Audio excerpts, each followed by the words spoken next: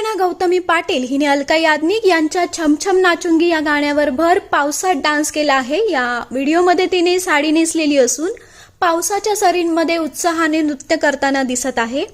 या व्हिडिओने सोशल मीडियावर धुमाकूळ घातलाय। नेटकऱ्यांनी गौतमीच्या या व्हिडिओवर लाईक आणि कमेंटचा पाऊस पाडलाय।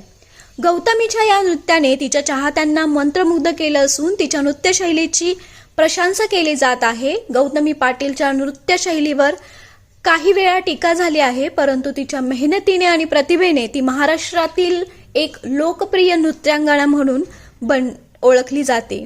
तिच्या संघर्षमय प्रवासाने सर्वांनाच चकित केले आहे। माझा कृष्ण मुरारी माझी छेड काढतो हे वाक्य गौतमी पाटीलच्या कृष्ण मुरारी या गवळण गाण्यातील आहे।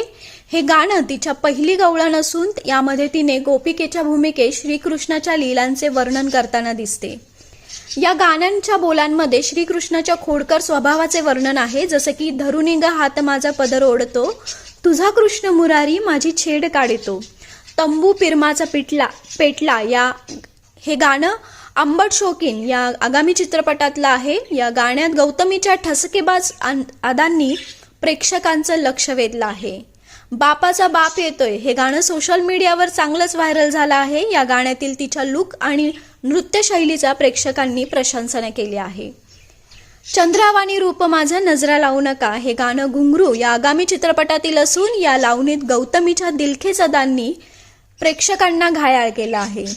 सरकार तुम्ही केलंय मार्केट जाम हे गाणंही तिच्या चाहत्यांमध्ये लोकप्रिय आहे। या गाण्यातील तिच्या नृत्यशैलीची प्रशंसा केली जात आहे।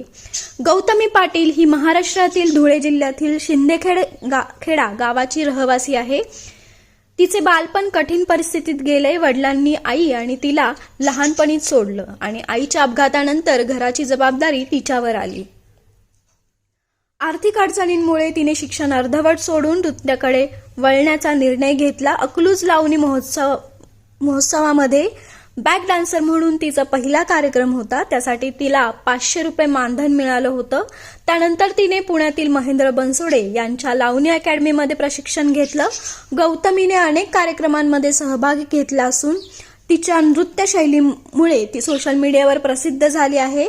आज ती दरमहा 22 ते 25 कार्यक्रम करते आणि प्रत्येक कार्यक्रमासाठी सुमारे 2 लाख रुपये मानधन मिळवते।